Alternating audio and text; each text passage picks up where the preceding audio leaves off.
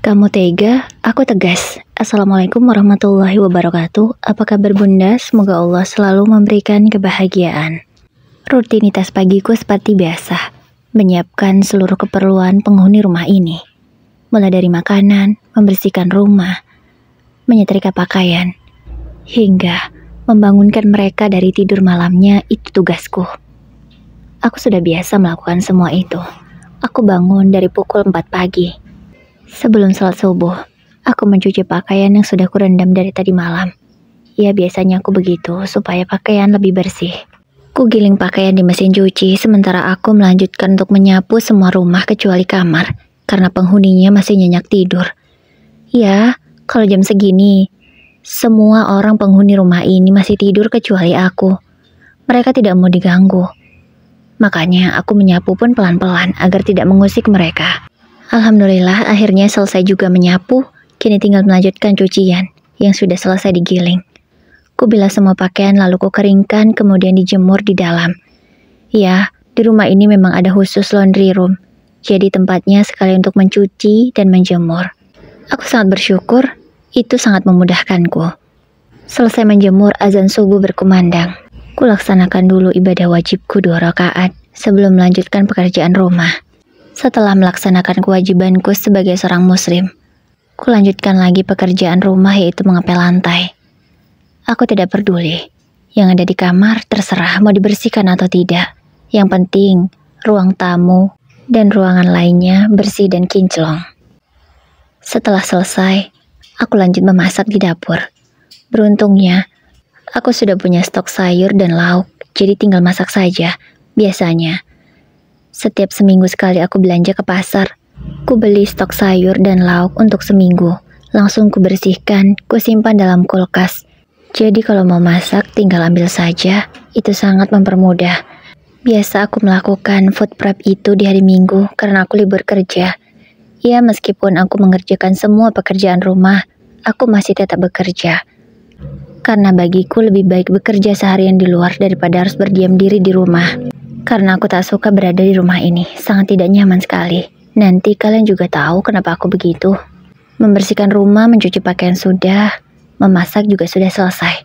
Aku segera membangunkan ketiga penghuni lain rumah ini. Reta, Reta, panggilku kepada adik iparku.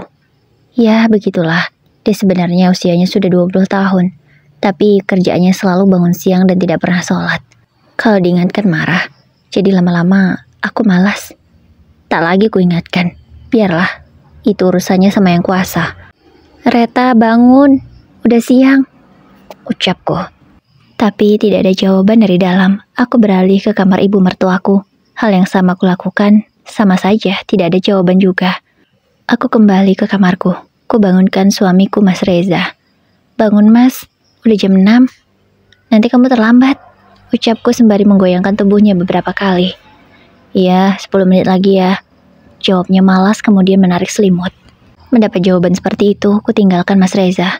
Aku masuk lagi ke dalam dapur untuk mempersiapkan air hangat untuk Reta mandi dan juga Mas Reza. Ya, biasanya adik ipar dan suamiku itu kalau mandi pagi menggunakan air hangat. Jadi aku selalu mempersiapkannya setiap pagi. Setelah air hangat sudah siap, aku ke kamar lagi. Mas, air hangatnya udah aku siapkan, ucapku. Iya, 10 menit lagi, jawabnya dengan gaya yang sama kemudian menarik selimut lagi. Karena jengkel, akhirnya aku tinggalkan lagi untuk mandi. Aku cepat saja mandi karena tidak mau terlambat berangkat bekerja. Aku juga belum sarapan, jadi waktu sangat berharga. Selesai mandi, aku ke kamar untuk berganti pakaian. Kulihat suamiku sudah duduk sembari mengumpulkan nyawa. Mandi, Mas, sudah kusiapkan air hangatnya, ucapku. Ia hanya mengangguk. Mungkin masih setengah sadar. Setelah itu, suamiku mengambil handuknya dan menuju kamar mandi. Belum selesai aku memakai bajuku, terdengar teriakan dari dalam kamar mandi. Ayo, sini, teriak Mas Reza.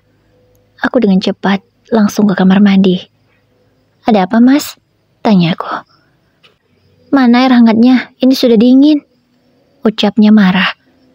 Ya sudah dingin lah, Mas, kan sudah dari tadi, jawabku. Ya udah, kamu panasin lagi. Aku nggak mau mandi kalau nggak ada air hangat. Ucapnya dengan nada yang kesal, kemudian sedikit membanting pintu. Aku hanya bisa menarik nafasku panjang. Ku ambil lagi air itu, ku panaskan lagi. Dalam hati rasanya ingin memaki, tapi ku tahan.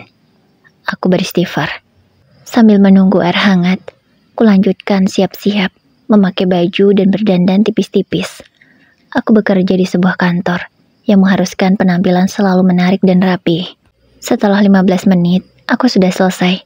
Aku kembali lagi ke dapur untuk menuangkan air panas yang sudah mendidih ke bak untuk Mas Reza mandi. Sudah siap, Mas? Ucapku kepada suamiku yang kini duduk di ruang tamu sembari memainkan ponselnya. Tanpa menjawab, ia langsung ke kamar mandi. Baju Mas Reza juga sudah kusiapkan di atas kasur, sudah kusetrika dalam keadaan rapi. Di ruang setrika, baju Reta dan ibu juga sudah kusiapkan. Ya, seperti itulah. Aku di rumah ini seperti pembantu. Bahkan mungkin lebih kali ya, kalau pembantu diperlakukan dengan sangat terhormat, sementara aku tidak. Aku akan kena marah habis-habisan jika melakukan satu kesalahan kecil. Begitulah keluarga suamiku. Mereka benar-benar menyebalkan. Kalau tidak terlanjur menikah, mungkin aku tidak mau berada di sini. Tapi semuanya sudah terlanjur. Apa boleh buat, ku jalani saja sekuatku. Sudah 6 bulan lebih aku begini. Entah sampai kapan aku sanggup, aku tidak tahu. Selama tidak ada pengkhianatan, mungkin aku sanggup-sanggup saja. Tapi, kalau sekali saja Mas Reza ketahuan mengkhianati aku, maka tidak ada kata maaf. Aku akan langsung pergi meninggalkannya.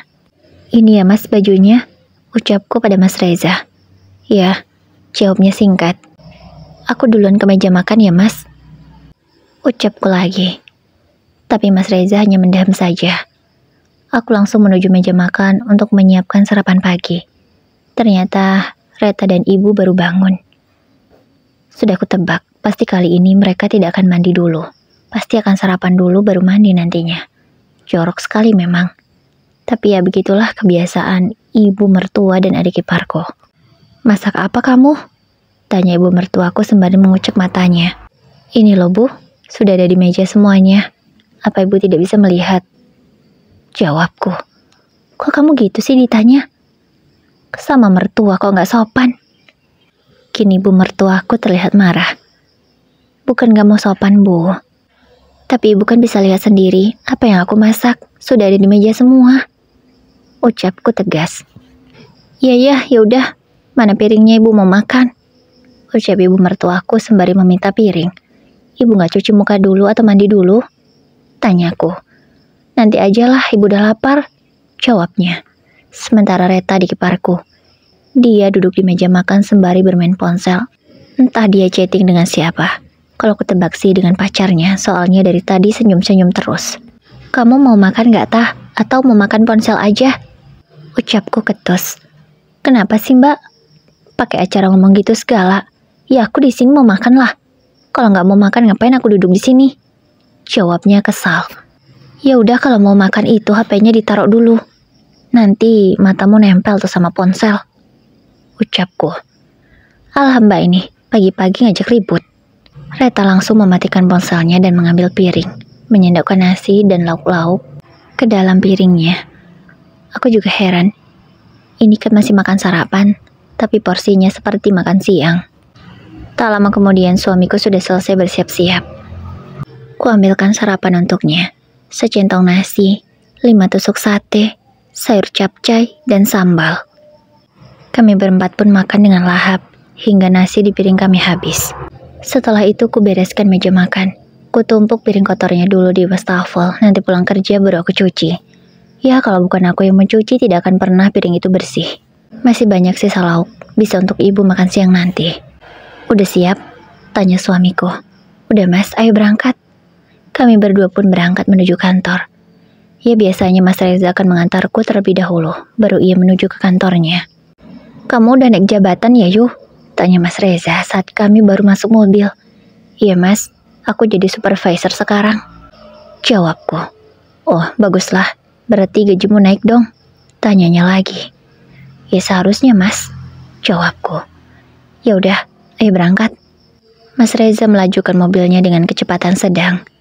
Hingga setengah jam kemudian kami sudah sampai di kantorku. Aku turun dan Mas Reza melanjutkan perjalanan. Sudah 3 hari ini, aku naik jabatan menjadi supervisor. Aku sangat senang karena perlahan demi perlahan ada kemajuan dalam hal pekerjaan. Namaku Ayu. Aku seorang wanita berumur 25 tahun. Aku baru setengah tahun menikah dengan Mas Reza. Ya begitulah kehidupan rumah tanggaku. Tidak seperti yang aku harapkan. Aku tidak apa-apa harus membersihkan rumah setiap hari. Aku tidak masalahkan hal itu. Tapi yang jadi masalah sekarang adalah mereka itu kurang menghargai aku. Baru 6 bulan saja aku sudah sering dibentak oleh suamiku. Padahal selama hidup bersama orang tuaku, aku tak pernah dibentak. Tapi ini, baru 6 bulan saja menikah, suamiku sudah berkali-kali membentakku. Awalnya tentu aku menangis dan tidak menyangka kalau rumah tanggaku seperti ini. Tapi semakin kesini, aku semakin kuat dan semakin terbiasa dengan bentakan dan suara keras Mas Reza. Belum lagi ibu mertuaku, yang selalu mendukung anaknya. Dia itu seakan-akan tidak suka denganku. Tapi kalau uangku, dia sangat suka sekali. Kalau sudah mendekati tanggal 25, pasti ibu mertuaku sudah sibuk menanyai kapan aku gajian. Jangan lupa kalau gajian kasih ke dia. Ya begitu terus. Aku sampai bosan.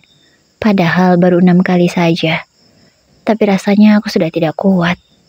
Minggu demi minggu pun berlalu. Tibalah hari ini aku gajian. Yuk, jangan lupa ya nanti, ucap ibu. Makanan di piringku pun belum habis. Tapi ibu mertuaku sudah mengingatkan soal gaji dan bagiannya. Iya bu, jawabku malas. Setelah selesai sarapan, aku segera berangkat menggunakan sepeda motor. Karena hari ini katanya Mas Reza akan mengantarkan Reta ke kampus. Karena tidak searah, aku takut telat ke kantor. Jadi aku naik motor saja. Mas Reza memang lebih memanjakan adiknya daripada aku. Ya aku sih tidak masalah. Selama kasih sayang suamiku masih ada untukku, aku tidak akan marah. Ya walaupun rasanya aku cemburu. Karena perlakuan Mas Reza jauh lebih manis ke adiknya daripada ke aku. Aku mencoba memahami hal itu. Karena ayah Mas Reza sudah lama meninggal. Saat Reta masih berumur 10 tahun. Sejak saat itulah, Mas Reza menggantikan peran ayahnya.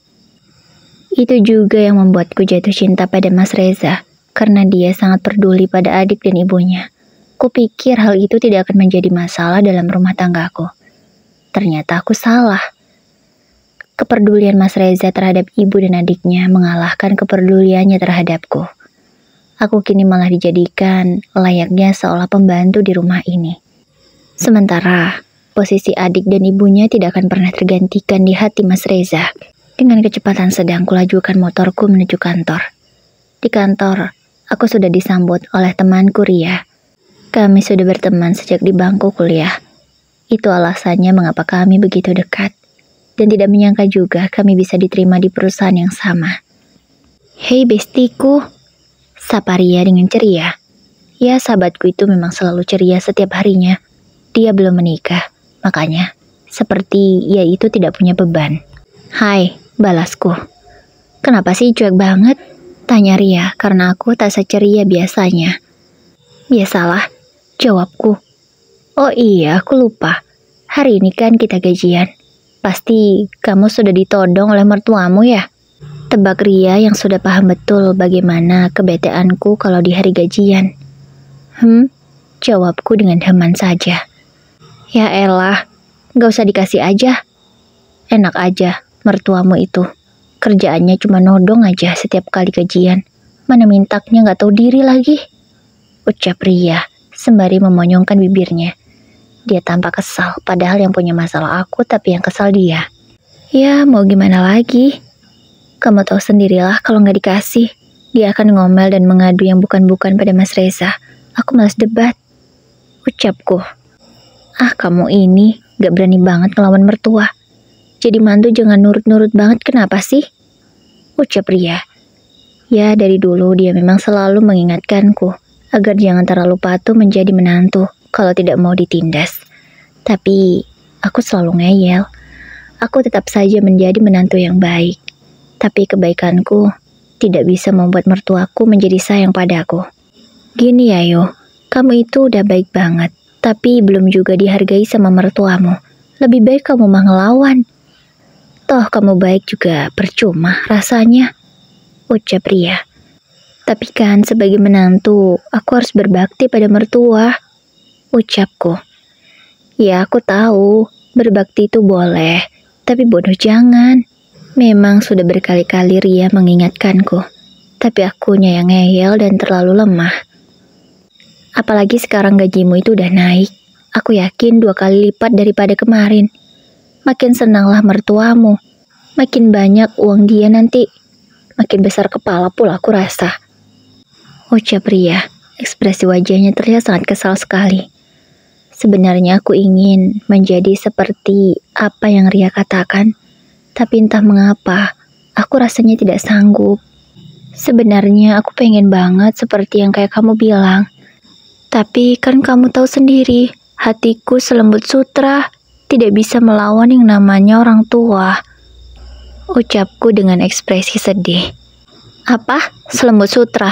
Itu bukan selembut sutra, tapi kamunya aja yang bodoh, mau dimanfaatin sama suami dan keluarganya, ucap Ria dengan nadanya yang begitu tegas, membuatku sangat terkejut. Kenapa sahabatku bisa berpikiran seperti itu? Dimanfaatin? Tanyaku. Iyalah, coba kamu pikir. Selama ini, tenagamu diperas habis-habisan. Kamu disuruh masak, beres-beres rumah, sementara ibu mertua dan adik iparmu enak-enakan. Bahkan kamu gajian pun, ibu mertuamu masih minta bagian. Kamu sadar dong Yu, sadar. Kamu itu dimanfaatin. Sadar, sadar woi. Kini Ria berada di hadapanku, sembari mencubit pipiku dengan sangat kuat. Sakit Ria? Aku langsung menepis tangannya. Ya, aku sengaja biar kamu sadar. Kamu itu cuma dimanfaatin. Jangan gini terus dong Yu. Kasihan dirimu sendiri. Sayangilah dirimu. Jangan mau dibodoh-bodohi oleh mereka, ucap Ria dengan nada yang serius. Aku sejenak berpikir. Benar juga kata Ria. Selama ini aku memang cuma dimanfaati. Mau sampai berapa lama aku mau diginiin? Batinku. Sadar ya, aku mau sahabatku yang baik ini bangkit dan bisa melawan ketidakadilan keluarga suamimu, ucap Ria sembari memegang pundakku.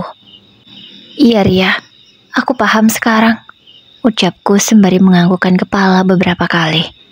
Bagus, setelah ini kamu jangan lemah, lawan mereka, tambah Ria lagi. Aku mengangguk dan air mata pun langsung berjatuhan tanpa diaba-aba. Kami berpelukan sebelum jam kerja sudah dimulai. Kerja, peluk-pelukan aja kayak Teletubbies, sindir salah satu rekan kerjaku. Kami pun segera melepaskan pelukan haru itu, kemudian melanjutkan pekerjaan seperti biasanya. Hingga sore hari, saatnya kami menerima gaji bulan ini. Hanya slipnya saja sih, karena gajinya langsung ditransfer ke rekening. Apa yang mau kamu lakukan dengan slip gaji itu? Tanya Ria saat kami sudah ada di parkiran. Aku langsung merobek-robek slip gaji itu, lalu sampahnya aku buang ke tempat sampah. Baguslah, tidak usah kamu kasih tahu berapa gajimu sekarang ke keluarga suamimu itu. Kamu beri saja kalau kamu mau memberi, tapi kalau tidak, ya tidak usah. Uangmu itu hakmu, dan memberi kepada mertuamu itu bukan kewajibanmu, tapi kewajiban anak lelakinya. Kalau suamimu sudah mampu memberikan pada ibunya, kamu tidak usah lagi.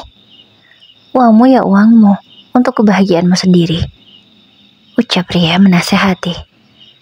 Aku mengangguk paham maksud Ria. Benar kata dia. Setelah 6 bulan menikah dengan Mas Reza, aku tidak punya tabungan sepeser pun, karena uangku selalu habis untuk memenuhi kebutuhan rumah dan diberikan kepada mertuaku.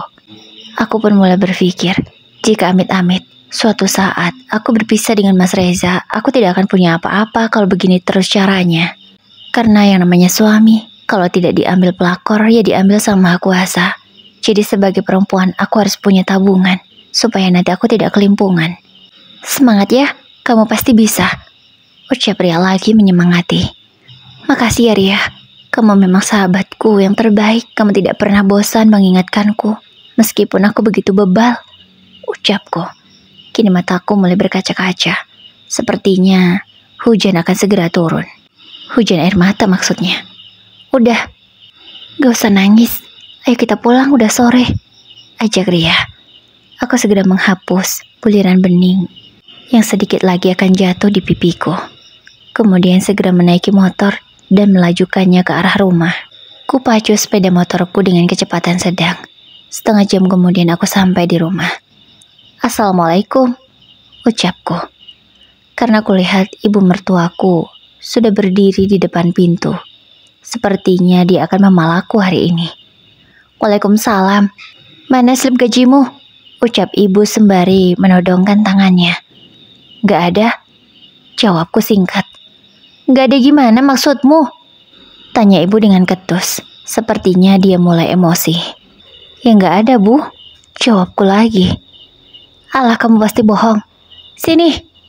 Ibu langsung merebut tasku. Dia mengobrak-ngabrik isinya. Karena tidak menemukan yang ia cari, ibu mertuaku langsung menumpahkan isi tasku ke lantai.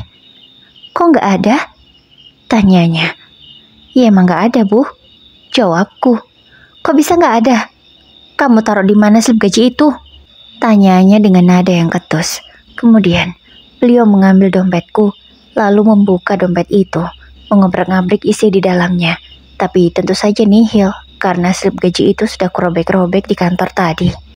Namun aksi mertuaku terhenti setelah ia melihat lembaran berwarna merah yang ada di dalam dompetku. Ini ada uang. Uang dari mana? Ini pasti uang gajimu kan? Kok cuma segini? Tanya ibu bertubi-tubi. Ya emang cuma itu, jawabku santai. Gak mungkin, kamu kan udah naik jabatan, pasti gajimu naik. Dulu aja gajimu 3 juta, masa sekarang cuma 500?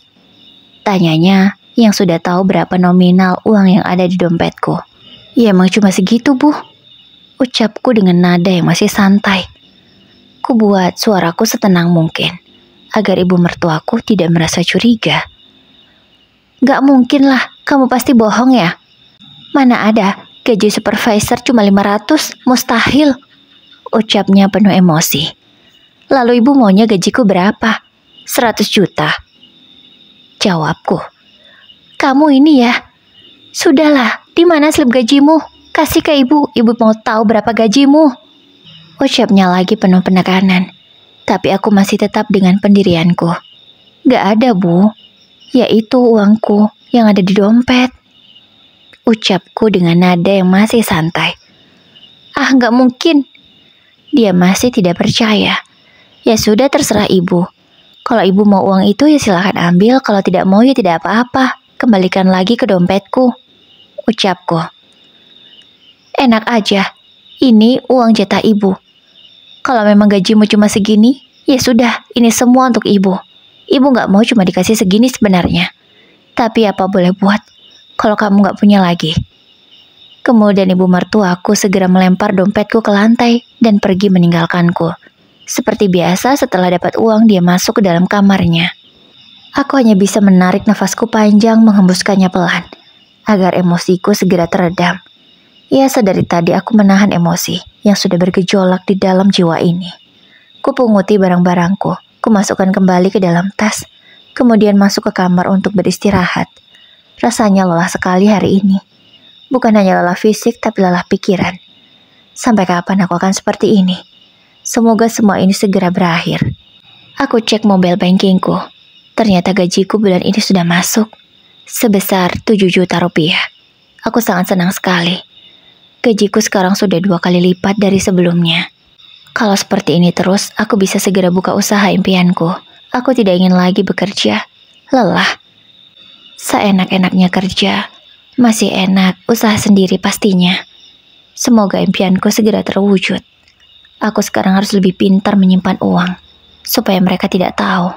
Belum lama aku beristirahat, terdengar suara mobil suamiku memasuki halaman rumah. Aku segera menyambutnya karena tidak mau dia marah. Tapi sebelum aku menyalimi suamiku, ibu mertuaku terlebih dahulu sudah mengadukan kejadian tadi sore ke suamiku. Reza, lihat tuh istrimu, masa bohongin ibu. Gak mungkin kan, gaji supervisor cuma 500, ucapnya mengadu. Maksud ibu gimana? Tanya Mas Reza yang kebingungan. Iya, tadi pas dia pulang kerja ibu tanya slip gajinya mana, katanya gak ada.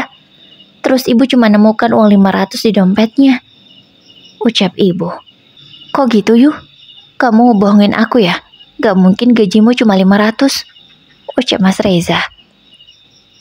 Terus gajiku harus berapa Mas? Jawabku santai. Ya seharusnya 2 kali lipat dari yang kemarin lah. Kemarin aja kamu udah 3,5 juta. Masa sekarang jadi 500? Gak masuk akal, ucap Mas Reza sama seperti ibu. Ya udah kalau gak percaya Mas gak apa-apa. Aku juga gak meminta kalian percaya, ucapku kemudian masuk ke dalam kamar lagi. Rasanya malas berdebat. Lebih baik aku beristirahat. Kini Mas Reza menyusulku ke kamar. Yuh, berapa sih gajimu sebenarnya? Sini, lihat mobile bankingmu, ucap Mas Reza. Dia hampir saja mengambil ponselku, tapi aku berhasil mengamankannya. Kenapa aku gak boleh lihat? Kamu pasti takut kan kalau aku tahu berapa gajimu, ucap Mas Reza marah. Iya Mas, aku akan jujur sama kamu. Gajiku 7 juta sekarang, jawabku. Nah, besar tuh gajimu. Kenapa kamu gak jujur ke ibu? Tanyanya penasaran. Ya emang kenapa Mas kalau aku gak jujur ke ibu? Yang penting kan aku sudah kasih ke ibu Mas, ucapku. Kasih ke ibu? Kasih berapa? Tanyanya lagi. Kasih 500, jawabku tenang. Apa? Cuma 500? Gajimu 7 juta, kamu kasih ke ibu cuma 500? Ucap Mas Reza terlihat marah. Loh, memangnya kenapa Mas? Aku kan tidak berkewajiban memberi nafkah ke ibumu. Toh ibu juga sudah dapatkan uang bulanan dari kamu. Jadi menurutku, aku tidak perlu memberikan ibu uang bulanan lagi, ucapku dengan tegas. Gak bisa gitu dong. Selama ini kan kamu juga kasih banyak ke ibu, separuh dari gajimu. Lalu kenapa sekarang kamu perhitungan? Ucap Mas Reza. Loh, kenapa Mas? Aku berhak mengatur uangku sendiri. Kan kamu sudah mampu kasih nafkah ke ibu, jadi aku tidak perlu. Aku ini menantu, bukan anak, jadi tidak berkewajiban untuk memberi uang ke ibu, ucapku. Tapi, gak ada tapi-tapian Mas. Kamu sebagai laki-laki dan sebagai imam harusnya tahu hukum Islam. Bukannya malah seenaknya begini. Sudahlah Mas, aku tidak mau berdebat. Yang jelas aku sudah kasih uang ke ibu 500.000. Itu keputusanku, tidak bisa diganggu-gugat. Lagian, aku bekerja begini kan atas permintaanmu. Aku dulu sudah mau berhenti tapi kamu larang. Alasannya, kamu takut uang yang kamu hasilkan tidak cukup untuk memenuhi kebutuhan. Sekarang aku membantumu. Kebutuhanku tidak usah kamu tanggung lagi. Yang penting kebutuhan rumah ini kamu penuhi. Sudah cukup, ucapku. Tapi, tidak ada tapi-tapian Mas. Keputusanku sudah bulat. Kalau kamu mau rumah tangga kita masih bertahan, ikuti saja permintaanku. Aku hanya mau kamu memenuhi nafkah untuk ibumu dan rumah ini. Untuk diriku, tidak usah kamu pikirkan. Aku punya gaji sendiri, ucapku tegas. Kemudian mengambil handuk dan akan mandi sore. Keesokan paginya, aku masak seperti biasa, membereskan rumah seperti biasanya. Ya walaupun aku jengkel, tapi rutinitasku ini sudah menjadi kebiasaan. Dan kalau tidak mengerjakannya seperti ada yang kurang. Dan aku tidak merasa itu suatu beban ya walaupun lelah. Tapi ku nikmati saja. Mas, mana uang bulananku? Tanyaku pada Mas Reza saat kami masih sarapan. Kamu kan punya uang, pakai uangmu sendirilah, jawabnya ketus. Gak bisa gitu dong Mas. Kamu itu wajib menafkahi aku Mas. Dan memenuhi kebutuhan rumah ini. Karena kamu kepala keluarga di sini. Kamu suami, ucapku tegas. Aku tidak mau lagi jadi istri yang penurut. Ya, bukannya ingin menjadi istri yang pembangkang juga. Tapi, bisa disortirkan mana yang harus dituruti dan mana yang harus dibantah kalau itu bukan suatu keadilan. Kamu udah pinter ngomong ya sekarang. Biasanya juga pakai uangmu kalau kurang. Kenapa sekarang protes? Ucap Mas Reza. Aku bukannya protes Mas. Aku hanya menuntut hakku. Kalau kamu tidak mampu, wajar. Kamu marah pada aku karena aku menuntut nafkah. Tapi kamu mampu, Mas. Gajimu saja lebih besar daripada aku. Jadi tidak ada alasan bagimu untuk tidak memenuhi kebutuhan rumah ini. Kalau kamu nggak mau kasih uang, ya nggak apa-apa sih. Palingan, tidak akan ada lagi makanan di rumah ini. Tidak akan ada lagi sabun untuk mandi. Dan tidak akan ada lagi yang namanya baju bersih. Sebab, air, listrik, sabun pencuci baju itu semua belinya pakai uang. Ucapku, aku sekarang tidak mau ditindas lagi oleh mereka. Aku harus menunjukkan siapa aku yang sebenarnya. Aku bukan wanita lemah.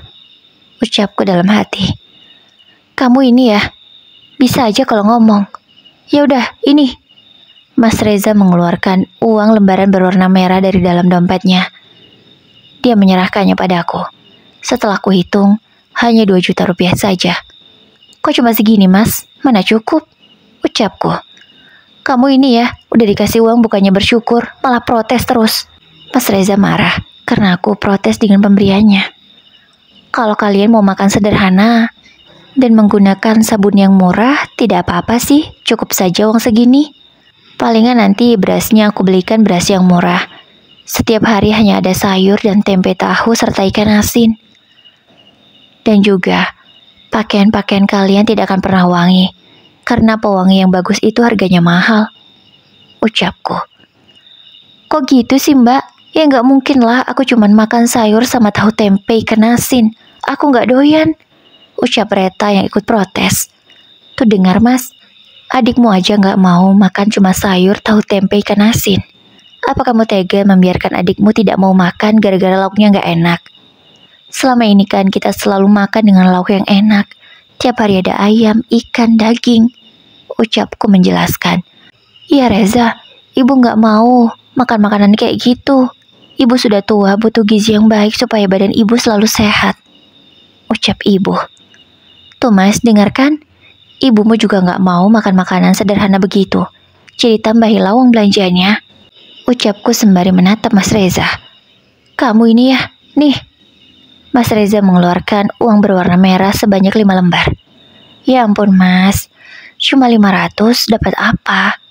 Beli ayam aja udah berapa Mas setiap hari? Ini cuma tambahan 500, gak cukup. Kamu itu emang gak tahu atau pura-pura gak tahu sih Mas, harga bahan makanan di pasar? Ucapku lagi dengan ketus. Kamu ini kenapa sih? Pagi-pagi udah ngajak ribut. Buat selera makan gue hilang aja. Kini Mas Reza marah. Loh Mas, aku gak ngajak ribut. Aku cuma minta uang belanja yang layak. Ibu dan adikmu ingin makan yang enak. Sedangkan kamu cuma ngasih uang belanja 2 juta. Tentu itu gak cukup Mas. Zaman sekarang, semuanya serba mahal. Kalau mau makan sederhana ya bisa. Tapi ibu dan adikmu kan gak mau. Ucapku lagi. Aku ingin suamiku itu membuka matanya. Yaudah, ini. Mas Reza menyerahkan uang 1 juta kepadaku. 3,5 juta. Ini sepertinya masih kurang Mas. Soalnya tiap hari ada saja paket yang datang Mas. Entah paket ibu, entah paket Reta. Aku pusing memikirkannya. Dan aku tidak mau membayar paket-paket mereka lagi. Aku mau minta tambahan 1 juta lagi Mas. Kalau 4,5 juta kurasa cukup lah untuk sebulan. Atau genapi saja sekalian 5 juta. Kupastikan kalian akan makan enak terus setiap hari. Ucapku. Ya udah Reza kasih aja. Daripada ibu cuman makan tahu tempe, ibu nggak mau. Ucap ibu merengek ke putranya. Baguslah, dengan begini pasti suamiku itu tidak berkutik. Ya udah, ini. Mas Reza memberiku lagi uang 1,5 juta. Nah, gini kan enak Mas. Kalian bisa makan enak, aku pun tenang membagi uangnya. Ucapku kemudian menyimpan uang 5 juta itu ke dalam tasku. Setelah itu aku habiskan sarapanku dan berangkat bekerja. Kebetulan besok hari Minggu, saatnya aku belanja untuk keperluan selama seminggu, terutama keperluan sayur mayur dan lauk. Reta, ayo ikut Mbak belanja. Ajakku pada Reta. Belanja apa Mbak? Tanyanya. Ya belanja untuk kebutuhan rumah lah, supaya kamu tahu apa saja yang harus dibeli untuk rumah ini. Sekalian belajar kalau kamu mau nikah nanti. Ucapku. Tapi di supermarket kan belanjanya? Ucap Reta. Enggak lah di pasar, biar lebih murah. supaya uang belanja ada sisanya bisa untuk beli yang lain. Ucapku tegas. Tapi Mbak, di pasar itu kan bau, panas. Aku nggak mau. Nanti bajuku kotor. Enggak, aku nggak mau. Aku nggak ikut. Ucap Reta menolak. Gak bisa Reta, kamu harus bantuin Mbak. Kamu itu udah besar. Masa kerjamu hanya makan tidur dan kuliah saja? Mending kalau kuliah itu nilaimu bagus, tapi nilaimu selalu jelek, bahkan selalu mengulang ujiannya. Menurutku, kamu itu tidak ada gunanya. Mending kamu bantuin Mbak, biar kamu berguna dikit. Ucapku tegas. Aku ingin adik iparku ini paham bahwa dia tidak bisa seperti ini terus. Mau enaknya saja, karena kita tidak pernah tahu besok seperti apa kehidupan kita. Tidak mungkin selalu enak. Pasti ada suka dan dukanya. Enggak Mbak, aku nggak mau pokoknya kalau ke pasar. Kalau ke swalayan atau ke supermarket aku oke. Ucap Reta masih tidak mau. Oke, kita belanja ke swalayan. Tapi misalkan uang belanjanya pas-pasan.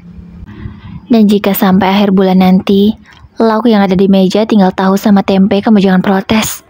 Ucapku lagi. Ya nggak mungkin lah. Kalau habis uangnya kan bisa minta lagi.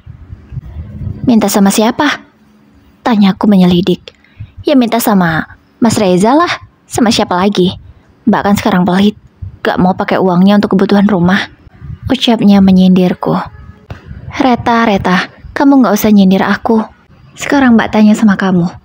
Jika kamu sudah menikah nanti, terus uang hasil kerjamu dipakai untuk memenuhi kebutuhan rumah, uang itu sampai habis, bahkan kamu ingin jajan saja kamu gak punya uang. Padahal kamu kerja, tapi tidak bisa menikmati uang hasil kerjamu. Apa kamu mau seperti itu? Tanyaku pada Reta. Ya aku gak mau lah. Jawabnya. Ya sama, aku juga gak mau. Sudah cukup bagiku mengabdi untuk keluarga ini. Seandainya kalian menghargai aku tidak akan seperti ini. Tapi ya sudahlah. Tidak perlu diungkit lagi. Mbak sudah capek. Kalau memang kamu gak mau bantuin ya gak apa-apa. Dan kalau kamu tidak mau mengerti Mbak juga gak apa-apa. Tapi ingat, aku akan melakukan hal yang sama seperti yang kalian lakukan padaku. Aku tidak akan menghormati kalian. Aku tidak akan menghargai kalian. Sama seperti yang kalian lakukan. Ucapku tegas. Alah, Mbak itu ribet banget. Aku pokoknya gak mau ikut belanja. Kalau Mbak mau belanja, belanja aja sana sendiri. Ucap Reta yang kini malah tidak mau ikut aku belanja. Oke, baiklah. Kalau begitu jangan salahkan aku. Kalau di meja makan tidak ada makanan. Karena aku tidak akan lagi mau mengerjakan semuanya sendiri. Kamu harus bantuin aku. Ucapku tegas kemudian meninggalkan Reta. Tujuanku bukan untuk belanja saat ini, melainkan nge-mall. Tapi bukan untuk membeli kebutuhan rumah, melainkan membeli kebutuhanku pribadi. Ria, kamu gimana? Kita jalan-jalan yuk, belanja-belanja. Kan habis gajian. Ajakku pada Ria. Tumben, biasanya kamu manusia paling hemat di dunia ini. Tapi sehemat-hematnya kamu, uangmu tetap habis karena untuk memenuhi kebutuhan keluarga suamimu. Tapi, kok sekarang tumben ya? Tanya Ria, yang memang aku tidak seperti biasanya. Kan kamu sendiri yang bilang, aku jangan mau dimanfaatin. Lebih baik uang hasil kerjaku untuk menyenangkan diri sendiri. Jawabku. Oh iya ya, kamu kan sudah taubat. Ayo dah, kuy. Ucap Ria kemudian mematikan sambungan telepon. Kami sudah janjian akan langsung bertemu di mall nanti. Aku sampai lebih dulu daripada Ria. Tapi 5 menit kemudian dia sampai. Ayo, mau beli apa dulu nih? Ajaknya. Aku mau beli celana sama baju baru. Soalnya celana sama bajuku sudah pada kecil. Aku gak tahu deh kenapa. Kayaknya gara-gara sering dicuci deh. Ucapku. Padahal emang badanku saja yang melar. Mana ada baju gara-gara sering dicuci jadi kecil. Itu mah badanmu aja yang gembrot. Ucap Ria kemudian tertawa. Ya memang setelah menikah dengan suamiku, berat badanku naik sedikit demi sedikit. Aku tidak tahu kenapa begitu. Padahal hidupku ya tidak bahagia-bahagia amat. Tapi berat badan terus saja bertambah. Ayolah, aku temani kamu beli baju. Nanti aku sekalian pilihin. Aku kayaknya juga mau beli beberapa baju deh. Soalnya baju untuk kerja sudah mulai jelek semua. Kami pun mulai memilih-milih baju yang disukai. Setengah jam kemudian, di tanganku sudah ada beberapa style baju yang aku suka. Aku dan Ria langsung membayar baju pilihan kami. Kemudian mencari tempat untuk makan karena perut sudah terasa keroncongan. Kita makan apa ya? Tanya Ria. Gimana kalau kita makan ramen aja? Ucapku. Wah, setuju. Ayolah. Kami pun makan ramen di mall itu. Setelahnya aku tak langsung pulang, melainkan jalan-jalan di taman untuk refreshing. Sudah lama aku tidak begini. Selama ini, aku selalu memikirkan keluarga suamiku. Aku lupa dengan kebahagiaan diriku sendiri. Tapi mulai sekarang, tidak akan lagi. Aku akan berjuang untuk diriku sendiri. Untuk apa memikirkan orang lain, sementara orang lain itu tidak memikirkanku. Karena waktu sudah sore, aku putuskan untuk pulang. Walaupun hari ini hari libur, kata Mas Reza, dia ada kerjaan di kantornya. Aku tidak tahulah sebenarnya dia kerja atau kemana. Aku tidak peduli juga. Rasanya sudah malas sekali. Karena waktu suamiku itu hanya sibuk untuk kerja saja. Padahal hasil kerjanya entah kemana. Selama ini aku hanya dititipi uang untuk kebutuhan rumah. Tidak pernah dikasih uang untuk keperluanku sendiri. Ya, uangnya pas-pasan. Belum lagi ibu mertua dan adiknya itu banyak permintaan. Pusing sekali kepalaku ini. Setelah puas bermain, aku pulang ke rumah.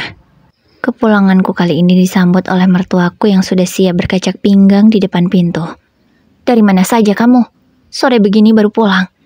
Kamu ingat gak kalau kamu itu seorang istri? Harus masak di rumah. Lihat gak ada makanan. Kamu juga gak bawa belanjaan kayaknya. Kamu beli apa itu? Tanya ibu mertuaku dengan nada yang sangat marah.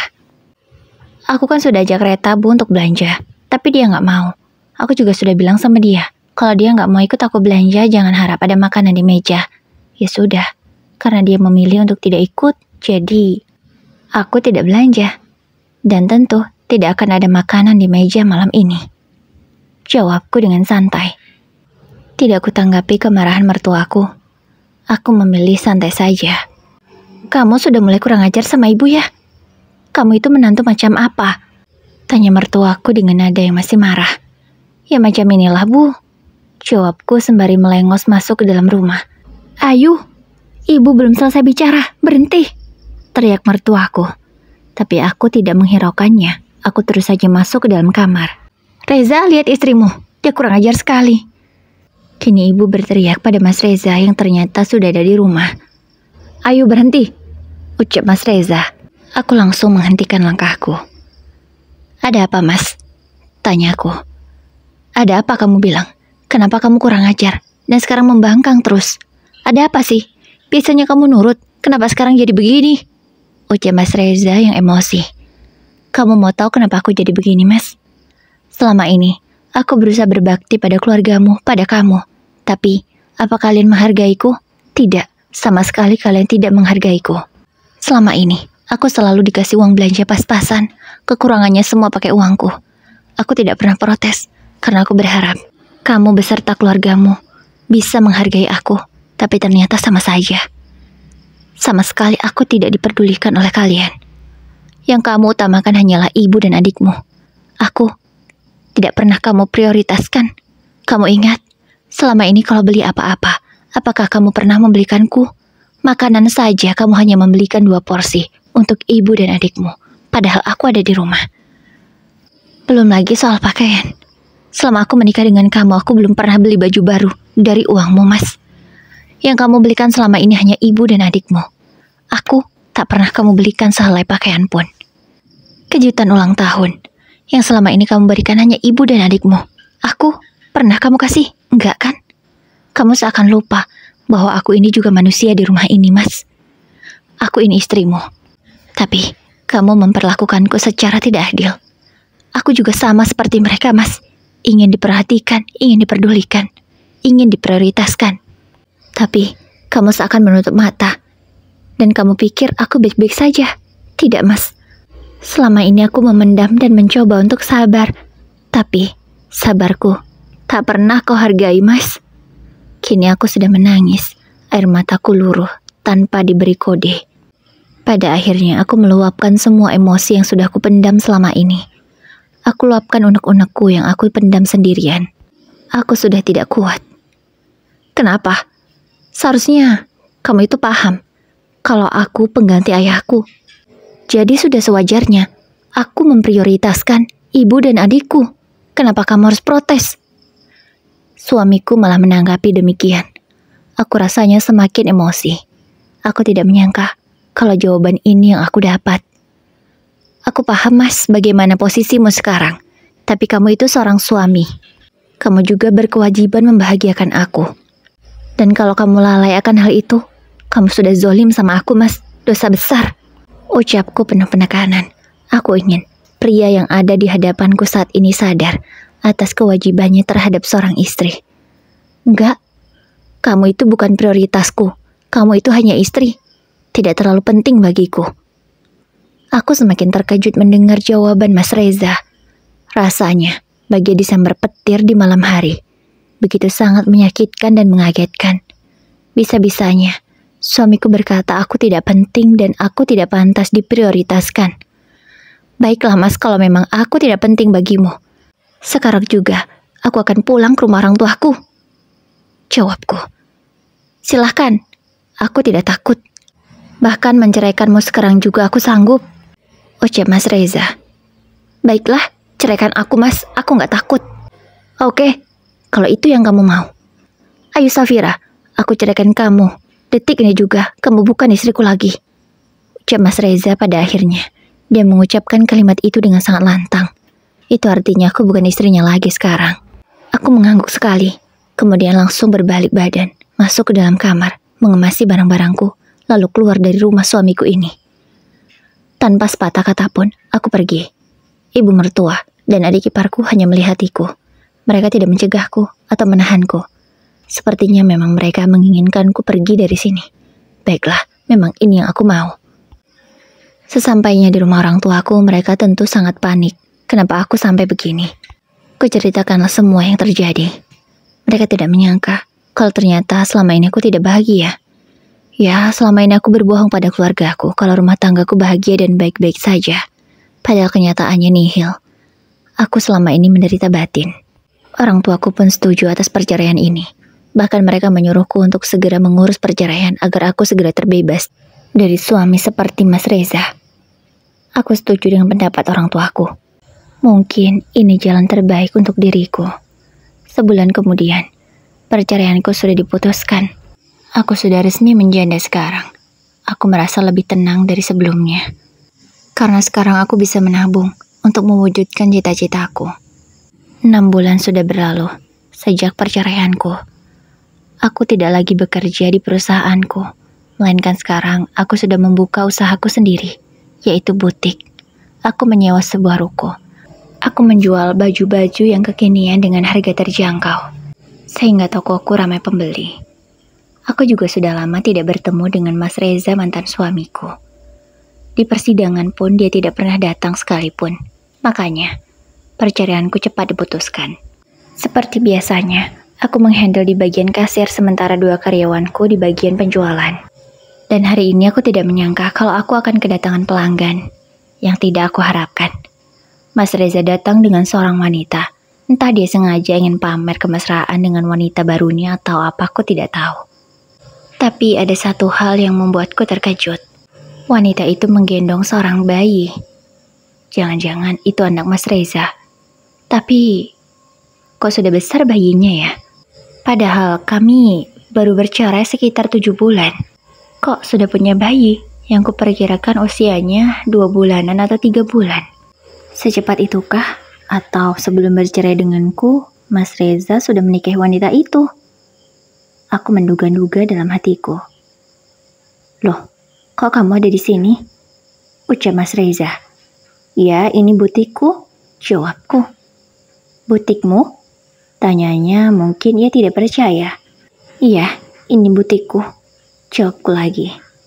Oh, ternyata kamu buka usaha seperti ini toh? Ucapnya sembari melihat semua isi tokoku. Ya, memangnya kenapa? Jawabku lagi. Ya nggak apa-apa sih, baguslah, setidaknya kamu sebagai seorang janda produktif. Bisa menghasilkan uang, bahkan bisa buka usaha sendiri. Bangga aku pernah menjadi suamimu. Ucap Mas Reza, seolah-olah dia itu berjasa di hidupku. Aku tidak mau bicara itu lagi. Silahkan kalau mau belanja. Aku tidak ada waktu untuk meladeni kamu. Ucapku tegas. Jangan sombong kamu. Baru punya butik gini aja udah sombong banget. Ucap Mas Reza kesal. Lebih baik Mas aku punya butik daripada kamu. Baru 6 bulan cerai sama aku tapi sudah bawa wanita lain. Dan wanita itu sudah melahirkan anak pula. Kayaknya gak masuk akal deh. Jangan-jangan kamu selingkuh ya saat masih menikah sama aku. Ucapku menyindir. Enak saja kamu ngomong. Dia itu anak bosku. Aku menikahi dia karena dia sudah hamil duluan dengan pacarnya. Ya aku sebagai penutup aib lah. Tapi gak apa-apa. Yang penting aku naik jabatan. Sekarang aku jadi manajer. Ucap Mas Reza setengah berbisik. Mungkin dia takut kalau wanita yang menggendong anak itu yang ia sebut sebagai istrinya mendengar ucapannya. Aku malah semakin geli mendengar alasan Mas Reza menikahi wanita itu. Mas, kamu itu laki-laki tidak punya harga diri atau gimana sih? Hanya karena naik jabatan, kamu mau menutupi aib seseorang. Benar-benar tidak berprinsip mas kamu. Lelaki pecundang, ucapku. Aku sekarang bersyukur mas, bercerai dari kamu. Ternyata keputusanku tepat. Karena laki-laki seperti kamu memang tidak pantas dipertahankan.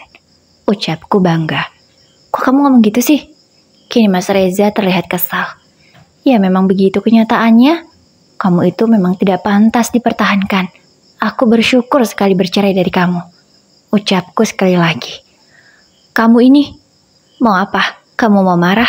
Kamu tidak berhak marah sama aku karena kita tidak ada hubungan lagi. Mas Reza mengepalkan tangannya. Ia terlihat menahan emosi. Kemudian ia berjalan mendekati istrinya dan mengajaknya keluar dari butikku. Mungkin dia merasa tersinggung. Baguslah, aku juga tidak berharap dia beli di sini. Aku malas sekali meladeni orang seperti dia. Sejak saat itu, aku tak pernah tahu lagi bagaimana keadaan Mas Reza. Aku juga tidak mau tahu. Mengetahui dia menikahi anak bosnya itu hanya untuk naik jabatan saja, rasanya aku sudah sangat geli. Laki-laki itu memang tidak punya prinsip dan harga diri. Dan aku sangat yakin dia menikahi wanita itu pasti atas suruhan ibunya. Kan dia itu nurut banget sama ibunya. Apalagi ibunya itu gila harta. Pasti dia akan senang kalau anaknya naik jabatan dan banyak uang. Nauzubillah. Semoga aku tak bertemu lagi orang-orang seperti keluarga Mas Reza.